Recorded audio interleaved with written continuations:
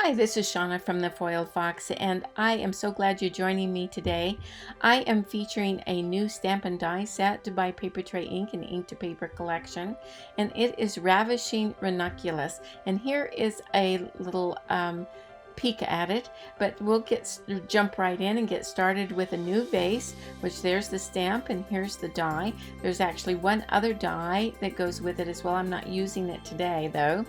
And I'm going to be using, here is the floral stamp set, the Ranunculus, and it has 3 flowers, 3 blossoms, and then layering stamps to go with it, and of course some leaves and stem, and then the matching die set.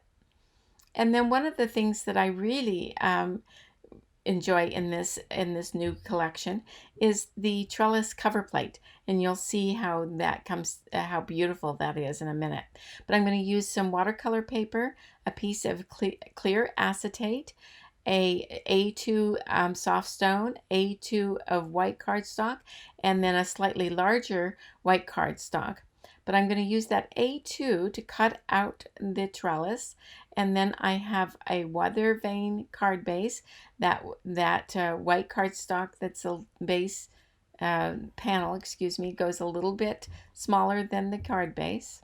But for now, I'm going to take, now that this trellis is cut out, and you can see how pretty it is when it's all cut out and all the things are punched out of it. I'm putting a little bit of liquid glue here and there, especially in the corners and down the sides, and I'm adhering it to the soft stone card panel. And then we'll just set that aside, but you can see how all of that kind of will fit together. And then I'm going to take this piece of acetate. This is clear acetate. You could use plastic if you have that as well. And I'm using StazOn. StazOn is an ink that stays on. It is true to its name. It is the one ink that you can stamp it on acetate and it won't rub off. Most of the time when you use ink on acetate, it just rubs off. It doesn't adhere. But this one does. StazOn is the one to use. But I stamped that, and now I'm taking a few Copic markers, the BG32 and BG45, and I'm just kind of scribbling on some water here, just to give the appearance of water, and then I'll cut that out with the matching die. So here it is, all ready to go there. I'm going to just set that aside, and I'm going to take a piece of watercolor paper, and I have the 3 bases of the flowers, and this is the smallest one, I believe, and I'm using berry sorbet and raspberry fizz. I always like to use a combination of colors. You can see I blend it with my finger, and then I spritzed it and then stamped it. That allows the inks to blend, as well as so does the watercolor paper aid in that. You could use Bristol paper, but you need something that can tolerate a little bit of water. Now I'm taking that layering stamp to give some detail, and I stamped it with raspberry fizz and scarlet jewel. I do use a combination of colors usually, just to give it a little more natural look. This one is Lovely Lady and Sweet Blush, and a little bit of Bright Buttercup. I want to give a little touch of yellow. And then the layering stamp will be Autumn Rose and Hibiscus Burst.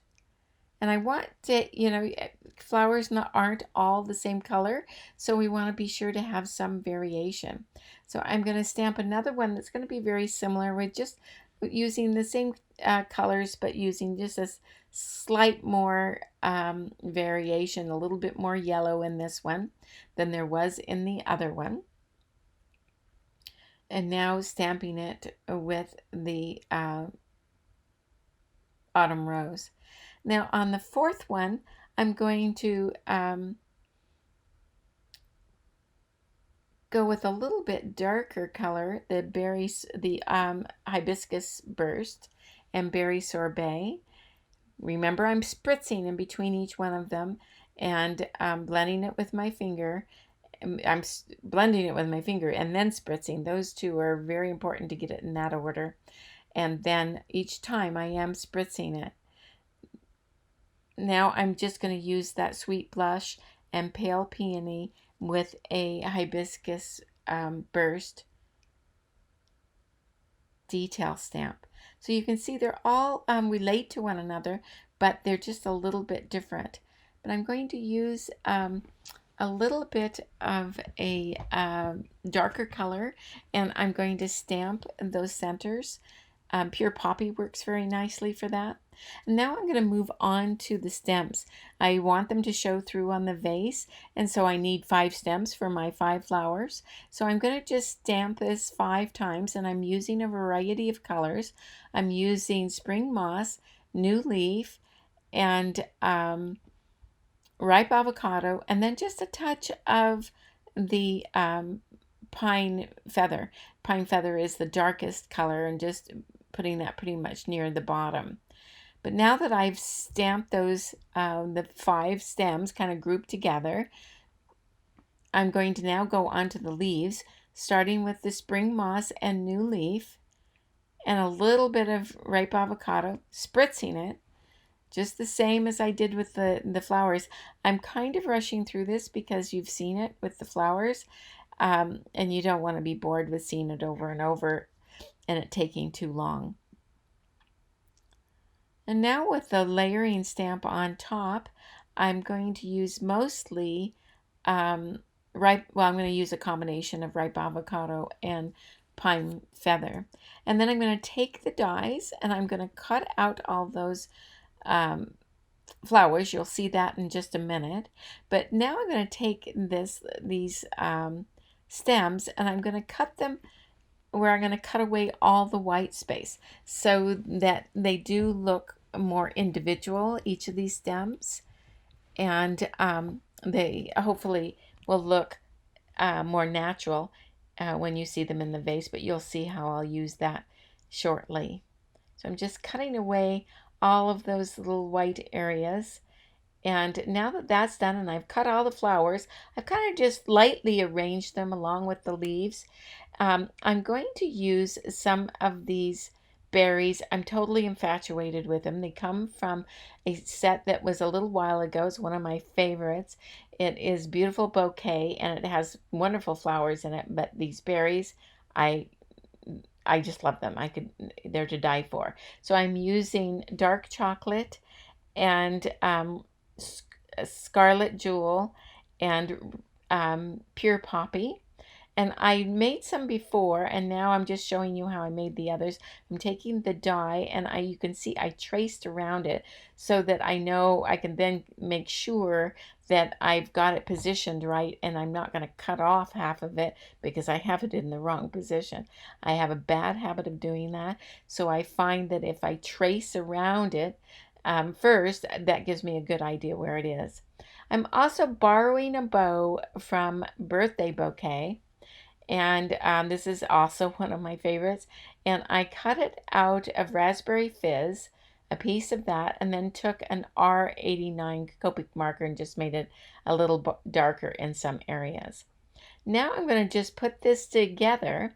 I have the white card panel that's just slightly smaller than this weather vane card base. Now I'm going to take this trellis one that we put together a little earlier, and I'm going to put this on top. And then I'm going to take the stems and kind of get an idea where they should go, and along with the vase. And I'm going to kind of just position that where I think I want it. I'm going to take some glue and glue down the stems now that I know where they should go. And I'm going to take some glue dots to glue down these the vase. The glue dots here are they're clear, and you can see I'm kind of rolling them right there in my finger. I roll them up in kind of like a Tootsie Roll. See how I roll them up? And I'm sticking those down right where I inked, so you won't ever see it. They do cause it to stand up a little bit, especially when you roll them because they have some thickness to them. And so it will allow it to stick down very nicely. It'll just stay right in position, and you won't even see how you stuck it down. Now that I like a lot. So now I have my vase and I have my stems, just kind of getting those right. It would be time to arrange the flowers. I do have foam tape, a little bit, just a bit of foam tape in the center of each of these. And I'm just going to peel them off, and I'm just lightly kind of putting them in position and seeing where they should go. You know, it's just like arranging them in a flower vase at home, like real flowers. You just kind of move them around until they look right. And then I have the leaves that I'm going to just tuck here and there, just to give it a little bit of greenery. And like always, I have to just tweak it a little bit, just decide, you know, just where I want things, move things around here and there. And then these berries, absolutely love these berries. They just add to it, don't they? They just fill out this wonderful display. And I glue those down with just a touch of the liquid glue. And then before I put the bow on, I'm going to do a sentiment. And I'm using one of the greeting, I think this is tagged actually. And I'm going to stamp just for you. Or it might be just for you. I will put it in my supply list and you'll know exactly which one I did. And I stamped it with true black ink and cut a strip out of it and then kind of cut out that little corner. And I'm putting this in position along with that bow. Now you see that in the end I switched the sentiment over to the right side. I thought it looked better, and that way it also read just for you in the right way. Sometimes I get it where it's going in the wrong direction, then I have to look at it again and fix that. But I just really enjoyed how it turned out, and I hope you did too. And if you did, please give us a thumbs up. And if you haven't already, please subscribe. We'd love that. And then here is a few of the items we use: the Ravishing Ranunculus Stampin' Die set, the trellis, and the vase, and various paper tray ink cubes. But you can see a complete supply list and more close-ups on our blog at foilfox.com/blog. There's a link down below, by the way. You can just click on that. And there's hordes of more inspiration there. You can check that out. Thanks for joining me, and we'll see you next time.